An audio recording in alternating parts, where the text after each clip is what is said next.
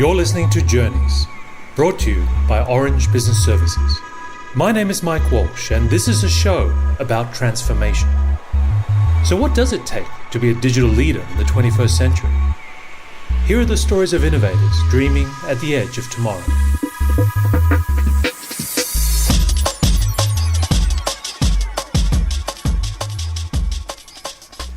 I'm in Paris today, not far from the Champs-Élysées in the wonderful offices of LVMH, and I'm sitting and having a coffee with Mohamed Marfouk, who is the head of operations at the LVMH Group, the world's largest and most successful luxury brands conglomerate. Mohamed, thank you for your time today. It's wonderful to meet you. You're welcome. Thank you. I was reading some of the background profiles of you, and I was fascinated to see that you actually originally came from Casablanca, in that wonderful country that is Morocco. Yes, that's my place of birth. Still have some family there and still enjoy going there a couple of times a year. Is it true that when you were small you actually dreamed more of being a novelist or a poet rather than a luxury expert? God, so you have been reading a lot of sources. That's what I was doing when I was still in Morocco, and I probably have never dreamed about being head of operation or doing IT stuff. Well, you're I think at a really fascinating moment in the sort of the evolution of luxury, because the new luxury consumer has never been more different. They're younger, they're more connected, they're more global, and I think in many ways they're more demanding of brands than at any time in history. What impact has this had on LVMH's view towards the role of technology and digital in the last few years? Well, we are realizing more and more that this is having a huge impact on the way we are going to talk to the new generation. We are in a business of heritage where, you will be raised in families where you dream of buying the same thing that your parents used to have. And because of our product used to be timeless, you will have a watch and you would dream to have the watch that your father had, and that heritage comes. So, and some of your brands go back to the 16th century. We even have older than that. One of our wine is dated to the 14th century, 1396. Right. So they are really old. So that tradition was more like a family tradition. Today, there is still part of that, and we are proud to continue to maintain that tradition. But we see more and more the young generation looking to what other things about it, going to social, looking for advice, asking for more and more information, because the offer have become bigger now than it used to be. So yes, communicating with the new generation and impacting them at the right moment where they are through their, I will say, consumer journey is becoming important. And digital is the most important tool to get in touch with them. Yes, we get in touch with those guys when they make it to our stores, but usually when they make it to our stores, they have already made up their mind. And have you started to look more closely at that customer journey in terms of tracking the data points and the interactions? Well, the great thing about LVMH is we manage more than 70 brands. So each of our brand is really at a different stage. Yes, we have some of the people who almost completed the journey, if we can ever complete a journey, and we have some of the people who are really still at some early stage of adopting digital in the journey. We continue to be proud of our stores. We are making them unique. We are making the sales moment really a memorable moment for our people. And we will continue to drive people toward it. But we recognize as well that digital, and by digital we don't mean only the e-commerce side, but we believe as well that the call centers, interacting with the human being, have a role that is becoming more and more important. What are some of the innovations in the call centers that you've been experimenting with? Well, the call center, when we started, you used to have only a phone as a way of interacting with the customers. Now, it is not rare that the customers send you a tweet or interact to you through your Facebook channel, or want to have a video when they are interacting with you. So we are introducing all those means of getting in touch with the customer, and we will use whatever tools our customers feel comfortable with. So WeChat in some part of the world, or Twitter, or Facebook, or phone. I've noticed this new habit in some of the luxury boutiques in Paris where they'll get your details on WhatsApp. I know because my wife was suddenly getting messages from the very industrious shop assistant sending her pictures of new things that arrived. Absolutely. And it's very different from getting an email because it's very personal, it's very direct, and it's very dangerous. Well, yeah, I see what you mean by it being dangerous. But to be honest, even before this technology came in, I can remind once being called in one of our store where we established a Skype between a husband and his wife in New York because he wanted to buy a gift, but he was not making his mind on the color or on the size. So we say, well, you know what? The best way not to get it wrong is let's establish that Skype so they can see the product and decide. So that was a kind of a use of technology on the spot to be able to help that customer to one of his journey. So is there a kind of a new technology stack you're having to think about in terms of retail? Definitely, yes. I mean, all what is happening on the social sector and the mobility is really changing the way we interact with the customers. And it really have a profound impact even on the element of the infrastructure of the IT. So we're not talking only about the application, we're talking about the infrastructure. I'm an old man now, so I remember when we had stores where you will be talking about a 64K line to hook one of your stores because basically it was to do, transactional piece that you wanted to take to the headquarters. Today, I will say average store will need more than 20 meg. Right. And the reason for that is, well, we pilot the music, we pilot the videos that get displayed in that. We give Wi-Fi to the guests coming there. We are giving mobiles to most of the sales associates. And if I look at, for example, some of our consumer will make it to a Sephora store, they pick up a product, they will scan it, and they would like to see the video how to. Now, when they are in the store, they will not understand that they are still going through maybe their 3G, 4G connection, and that will not provide them with the right experience. So I rather get them connected to my Wi-Fi and do some caching in the store so that the experience when they are having the product in their hand and the time it will take them to reach that video is instantaneous. That really can increase our sales. Are you also looking at the data around Wi-Fi usage to give you a sense of where people spend time in the store as well? Definitely. I mean, either through the Wi-Fi or through cameras and analyzing videos, obviously anonymized videos, to find out what are our heat zones, why people make it right when they come out of the escalator rather than making it left. Believe me, those are real examples when we find out that placing a mirror somewhere causes people when they come to the escalator to turn one way or to turn the other. So you are creating heat zones which have more sales than a cold zone in which you are not doing that much sales. Right. So yes, those are data that we are looking at. And I think Sephora was a great example because that's very much at the cutting edge of the future of retail within the LVMH group. I was fascinated by some of the new concept stores and the tip program that you guys have put together. Can you talk a little bit about that, about some of the ways that you've been innovating in the retail concept? Well, really several things in the retail concept for Sephora. First of all, it is really one of our most successful brand in mixing the mortar and the .com. I mean, it's our highest and biggest business even in terms of numbers in e-commerce. Why?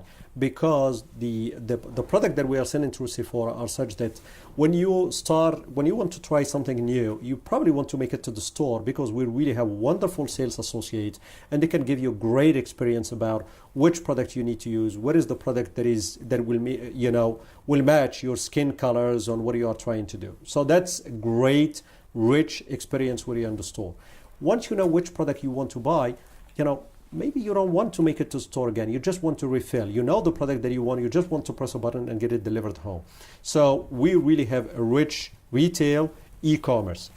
Once we start doing that, we found out that the interaction between the two, there is not a cannibalization. In fact, there is a multiplying effect. As people get more and more experience and more exposed to product in the store, they buy more from the retail.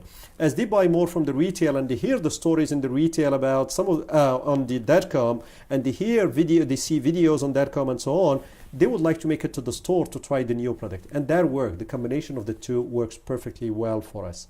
Now, what we did as well is in the stores, because of the number of brands that we carry, you will find it difficult for people to know about all the products. So we put a series of products we call IQ. So we started with Skin IQ, Perfume IQ, which are a lot of screen, self-service, that are available for our consumers, but as well for our sales associates so that they can give you advice or can take you through an experience. So they're very much about putting the brand DNA into a learning module. Absolutely. We do on top of that, for example, teaching courses. So we have tables. If you have been to one of our Sephora in the US or here in France, we have a table that can host something like 10, 12 people, and we will have a teacher that will teach people how to put something, okay? And the people, as they do that, if they like what they have done, we encourage people to take a picture of themselves and load it to our beauty board. So you can imagine what that have as an impact on the infrastructure, because while they are taking lessons, I'm not soliciting that much my infrastructure. But once they start taking those photos, high resolution, put in their comment to share it with friends, all of that get uploaded over a small period of time and increase our demand on terms of infrastructure. So that was the beginning of our story. As this story becomes successful, we start augmenting it, which is really rethinking what is our retail story? Why do we need to drive people into the store? And what is the new store for us? So we really have a concept that we call Sephora 3.0, which is what should the store of the future looks like in big cities, in smaller cities, where I may just need a small pop-up because the population, unfortunately, the economics are not there to allow us to have a 4,000 square feet, surface. But I may have a smaller that will have my A category product, but then all my B, C products will be only on .com, and our customer, they will still give them the choice: come back tomorrow and collect it from the store, or we can ship it directly home. So that opened for us new horizon in terms of convenience, where we see ourselves maybe continuing to open more stores in some remote areas, but smaller format. Right. But still giving our consumer the full choice. Does that model of the compact format with the e-commerce back end, do you think that will influence the other maisons as well? Again, it really depends on the categories. I believe that in the perfume and cosmetic, we see that as a winning model. At least we see it for the time being as a winning model. In the fashion, you know what? You don't buy fashion as frequently as you buy perfume and cosmetics. So people will continue to enjoy that experience. I mean, and you know what? It's an art. We developed that art of welcoming people to the store. For male, I guess we don't believe it, but some of the ladies may spend a full day there. I mean, they will have their lunch there, and they will try several things. It's a wonderful moment, and that's why people do not replace it easily. We have not yet found how to replace it on the digital side. People enjoy that moment where you are going, to be pampered by our. It's a very human. It's a very human experience. It's heavy on touch and emotions, so people enjoy it. I was discussing that with some friends and say, well, will you buy your wedding rings through the internet? Probably there is some magic about that moment where you are going to engage. But Blue Nile's been very successful, though. Blue Nile has been very successful. Well, they have been, but that's where we need not to be adamant about only one sector. We need to provide that magic for some of the people that want that magic, and they are close to one of our stores. But we need to recognize that even though we have 4,000 stores, we are not close to a lot of population, and they may enjoy having a digital experience and maybe having the things shipped. This is the interesting tension, because traditionally in luxury, your growth was very much driven by increasing geographic distribution. Yes. So if you open more stores, you get X multiples of growth. But in this new digital world, the algebra is changing. It is still true that we still enjoy some growth by opening more stores, because we have not reached all the countries and we have not reached all the population that want to have our products. So that can continue to play a role. But I agree with you that digital can give us much, much more opportunities. Opportunities, for example, to open digital before physical, because you can do it at a lower entry cost. Okay, to try some new countries. And to be honest, we are surprised from time to time. We open a site and people start ordering on our site in a foreign country before even we have a presence in a given country. So that can give you some early indication about how your brand is perceived, how big is your brand in a given country before you start putting all the capex and building the whole. I guess it's particularly true for China. I mean, people were buying your products on Taobao. Not all of them real. Long before you had the full retail infrastructure. Yeah, that's another issue about fake product. But to concentrate, I mean, China. I mean, how many cities we are going to be in, and how long it will take us to open stores? Let's just say cities with more than 1 million inhabitants. It will take us a long time to get there. The e-commerce allow us to reach all China immediately. And you're on the verges of launching a new e-commerce multi-brand platform, as well as a number of other sites. Can you talk a little bit about that, and I guess what the lessons you've learned from the previous incarnation of e-luxury? It is a second trial today. We believe, I mean, you know that we are present in the selective distribution sector through Sephora, but through Le Bon Marché, which is one of our, store multi-brand. So this is an adjacent to Le Bon Marché to say, why can we an e-commerce brand in which we are not going only to sell our brand, we are going to sell as well competing brands. So it's really, we don't see, our brands will continue to have their own e-commerce, continue to have their own full journey, but this is another adventure, another business that we're trying to see our expertise in bringing maybe some smaller brand that do not have retails. Can we use our name, our ability to brand and to address our consumers and give that as an opportunity to some of the nascent brand as well as to some of the established brands? Coming into this with a lot of your own existing infrastructure, what advantages are you looking to leverage with this platform that a pure internet player like Yoox or Matches Fashion or Net-a-Porter didn't have? Well, I believe that a lot of our customers are reassured by the physical stores. Even people who are ordering, for example, online, we were amazed by some comment of customers saying, well, the fact that I can order online and pick up from the store in some given countries allow me to make sure that those are not fake products. I have a certainty that I'm picking a genuine product from your brand, which honestly was not in our mind when we opened this opportunity. So I believe that's a plus. It's a reassuring factor. And there are some moments where people want to have, I will call, a more human touch to that buy-in ceremony that they can have with us that they cannot have with the pure digital. But at the same time, I recognize that some of the people that know what they want and they have enough information, they just want to get it and want convenience, and we need to be there. And we need, and we continue to thrive to build what is a luxury digital experience. You know, it will be shame on us that you start having a luxury experience when you are on a website and so on, and then you get delivered a brown box that again being thrown in your garden. That's not luxury. So how we deal with that? We start experimenting some what we call white glove deliveries. We would like that experience to drive it through. It's not because you ordered online that the luxury experience should not be there. We want to see what do we need to do from the supply chain, so when you receive that package, the wow effect is there. Do you think there's also an aspect of the 21st century digital luxury experience? It's not just the packaging and the appearance and the aesthetics, but it also has to do with the knowledge, the way you leverage your customer data? Definitely. The way you are going to manage the data will allow you to, first of all, and need to talk about that, diminish the annoyance to the people.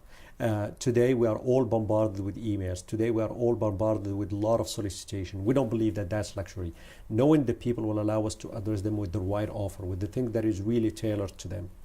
Digital allows us as well to have an easier way of doing personalization, so that what we are doing is really specific to you. I would love to take you to Berluti and to see, for example, the experience of the tattoo, where you can select your own tattoo and where do you want to place them in a pair of shoes. So once you get that pair of shoes, you're sure that you are the only one wearing them. There is not a second person that'll be wearing that pair of shoes with that tattoo, where do you want to place it, and the color that you selected. That's yours. And the fact that we will be able to offer that to a multitude of people, because you can take that home, sit there, and we have the right rendering so you can try different things and take your time. It may take you a week, it may take you two to make up your mind. That's not a problem. Take your time and do something that is going to be really specific to you. And if I can augment that journey by showing you the different stage of manufacturing. Like when you buy a Tesla, right? Here you go. Yeah. So by doing that, we are really getting you to be part of the process of creating that unique product for you. Right. So you see how we are carrying, what the leather that we received, how we selected, the touch of our man that select that leather, how we are carrying it, how we are assembling it, how we are going to put the tattoo. That wait time is no more a wait time. It's already part of enjoying the fact that you made that decision to buy that product. It's part of the experience you're buying. It is part of the experience of buying. Right. This creates some unique challenges in terms of infrastructure and the way you think about data in the group, because in order to get scale, you have to think group-wide around this, not just maison-wide. What are some of the things that you're looking to put in place to sort of support this vision of the future? Well, I will then segment it. Infrastructure, definitely, it's global. And we are already global, and there are small things that we are finishing, but it's really global because they make no difference between Maison A and Maison B. Our network is global, our data centers are global, and some of the software they use needs to be global. That's a given. Yeah. Now, you need to remind that our maisons are competing against each other. So, they're not going to share customer data, right? Exactly. They will not share customer data. First of all, because we made a commitment to our customers that we don't sell their data, that we don't share their data, so the data belongs to the maison, and there is no reason why Maison A will share the data with Maison B, because Maison B is part of LVMH. They will treat them exactly as if they were not LVMH. For them, it's a competitor. So, yes. Now, saying that, we believe that there is maybe some opportunities there in sharing some attributes of the customers, some of the know-how of the customers that can benefit the whole group. We're really at an early stage of investigating this. Obviously, we need to prove it from the legal perspective, from the promise that we are making to the customers. But let's assume that if I'm able to look at your journey, not only within a maison, but within our brands, within LVMH, and I discovered that you love sports, okay? That's maybe an attribute without obviously sharing any of your transactional data with the maison, but just sharing that attribute within the maison that have already information about you as a customer to tell them you love sport. Right. We will not do any activation at the group level. We'll just give them that attribute that may allow each of the maison to tailor better the offers that they are going to present to you. And to even potentially enable the physical shop assistant, when they speak to that person, to be better informed. Absolutely. So that's something that we are looking at. To be honest, it's really at an early stage to see, yes. Again, privacy is a must, and we absolutely will respect the privacy rules that we set for ourselves that are more stringent than any laws, which is we really don't want to annoy our customers because that's not luxury.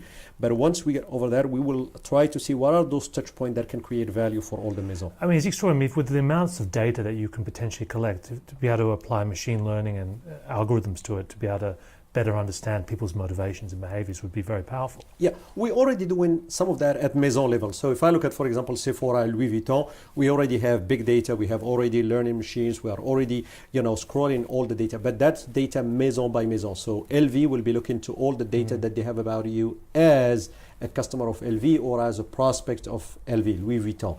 And Sephora will do the same thing. So that's already happening today. What I'm talking about is really now at group level, we may be able to see if you are a customer of Louis Vuitton and a customer of Sephora, can we find something in common there that will allow LV and Sephora to better serve you without ever exchanging the information that you give to Sephora and the information to give to Louis Vuitton, but only some attributes. This potential, I guess, for these new types of insights, I think creates a demand for new types of talent and leadership, because it's not enough just to have a creative or artisanal view of luxury. You need to have a very analytical, data-driven approach to interpreting these kinds of information. What are you noticing in terms of the people you're bringing into your organization and the ways they're making decisions? How is data changing, the way your leaders make decisions? Yeah, well, that's the hardest piece. And to be honest, specifically in our sector, is the hardest piece. It's always the eternal question, are we driven by the data or do we create the data? We have some of the creative, they say they set the trend, they create the future, okay? It's because they want red to be the next color that it become the next color. And some of the people say, well, now by looking to the data, we'll find out the trend and then we'll meet the trend. I don't believe that there is a right or wrong answer to this. I believe that there is both. Yes, we will need to be more and more influenced by digital and by the data that we are capturing. But at the same time, I don't believe that there is any data in the world that I would have created the iPhone before iPhone was created. So it's a mix of both, where capturing this data allow us to do a much better job And we see some of the generation that are joining us that relying more in the data, which is great. But we see as well some other people who are still instinct and again, having that belief that they are setting the trend. And the data will just prove that they were right. Joke apart, it is the most difficult part. It is getting people to be more data driven, getting people to start believing more on the inside on data. Really different sector by sector. Retail, marketing people now use data extremely well. Logistics, supply chain, we have been using data for years and years, and we will continue to use data. We just have more of it now.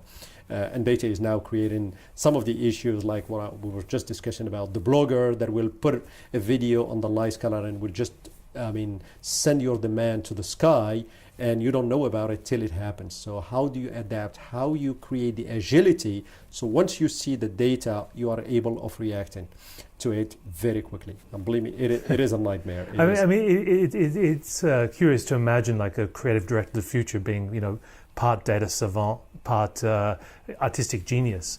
But I guess in the nearer term, when you're looking to hire people to bring them in the team, what are the kinds of qualities or mental frameworks that you're looking for in a person to make you feel confident that they will fit this future mold? The character, again, depending on which category of the people. Definitely in my area, if I have to talk about IT, it is changing the profile of the IT people that we are looking at. We need people that are, obviously, more than immersed in those new technologies and familiar with to be able to drive the application, drive the changes of the future. And to be honest, there are not enough people on the market, and we are all running conversion programs so that some of the people that have been working with us in, I hate to call it old technology because the technology that we are using today will become old in 5 years, but they're used mainly to the V cycle of development. How do we create more agility? How do we get them to be more familiar of new ways of relating to the data to serve our customers, internal customers? If I look at my supply chain people, definitely one of the skills that we needed people to master is forecasting, because of the short windows of time that we have to commercialize a product. We need to be good at forecasting. We used to do forecasting by looking to the past sales, and by definition of forecast is wrong. We are discovering that looking to some of the social data give us more insight to the future sales than any of our past sales. But should humans even be doing forecasting? Isn't this something that could be much better done by algorithms? Algorithms, what they do is they usually prolong the cycle. Right. You look at past sales and you put some algorithm and that give you the prediction. I believe that in the future, those algorithms, as they start being branched on some other sources of data, maybe the search on Google give me a better idea of what people are looking for than my past sales. So we have to expand our data set. Exactly. What is the data set? And how do you do the triage of the signals? Because you will have some good signals that you need to capture, and you know that those will influence your sales, but you have as well some weak signals, but they have really a huge impact. But to do that, those signals, how do you get them? Let me try to explain this. If a blogger is talking about one of our brand, that easy, because I have my brand names tagged there, so I will go after it and I will find the brands. Great. What if one of the celebrities is talking about whatever story unrelated to our brand, nothing to do with our brand, but it just happened that this person was wearing one of our products, and that become viral because people like the topic. This is the Madonna doing the thing at Place de la République wearing one of our things. She was not talking about our brand and so on. And because there are tens of thousands of people that look at that bag or look at that scarf or look at that colors, and tomorrow you will see the demand. How do I even find out that signal exists? So now we are spending a lot of money on artificial intelligence in seeing how can we do image recognition? How can we do product recognition? How can I spot in a WhatsApp or on whatever time of Instagram, how can I spot a photo of some of the celebrities that are wearing our product that are not paid media or earned media? It just happens to be there. Right. And for this signal then to be fed as quickly as possible through to the supply chain. Absolutely. Once we detect that signal, then we can see how we are going to be able to use it and how that going to influence. To be honest, it's R&D for the time being. We're doing progress, we're progressing there, but it's really at early stages. So just finally, when you look ahead to the next 5 or 10 years, what are the aspects of your technology and digital strategy that you think will give you the greatest strength and innovation? I'm a big believer that big data linked to artificial intelligence will shape the future. And I say both, because you need large volume of data for artificial intelligence to work. I mean, it needs data. You need to absorb a large volume of data. That's going to shape the future, because that will give us maybe more insight than we have today. That will give us more vision about what's going to happen, rather than look into the mirror and trying to understand what already happened.